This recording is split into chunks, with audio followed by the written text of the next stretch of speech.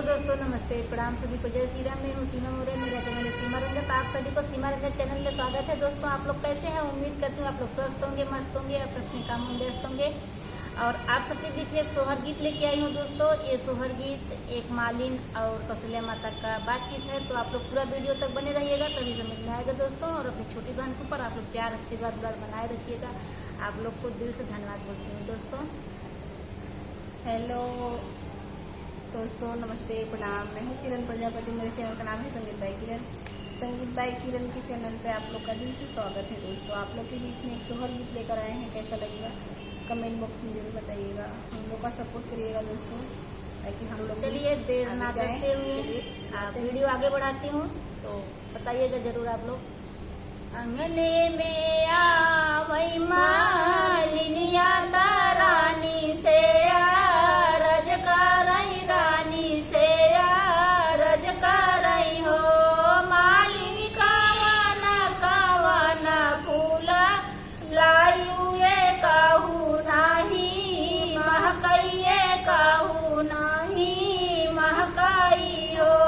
रानी कवाना कवाना फूला लायू ये कहू नाही, महकइये कहू नाही, महकई हो।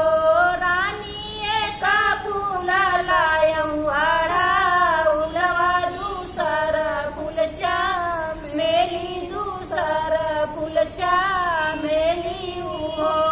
रानी एक फूल लायऊ अढ़ाउलवा, दूसर फूल चमेली, दूसर फूल चमेली हो। रानी तो हरे गर्भ श्री राम ये कहू नाही, महकइये कहू नाही, महकई हो। रानी तो हरे गर्भ श्री राम ये कहू नाही, महकइये कहू नाही, महकई हो। मालिनी तोहरे मुँह लागई गुड़ा घीवया उरदा दिया, उरौदा दिया लागई हो। मालिनी तोहरे मुँह लागई गुड़ा घीवया उरौदा दिया लागई, उरौदा दिया लागई हो। मालिनी जाऊ हमरे होई लालनवा पियरिया, तो बहिन बैठा तेरियरी बहिन बई हो।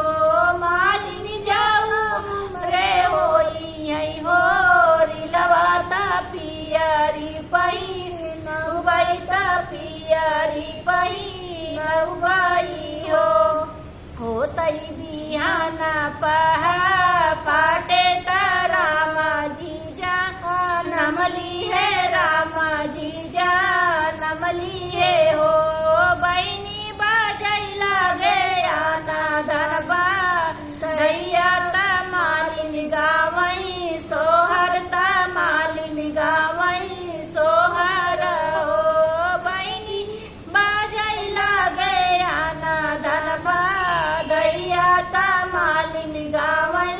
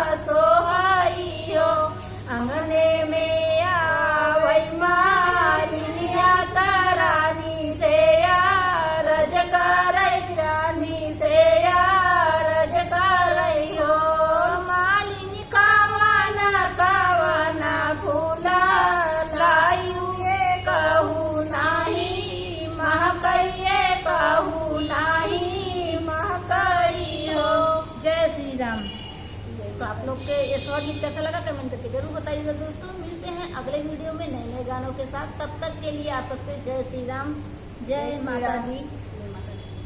हम लोग को आगे बढ़ाए माता जी आप लोग।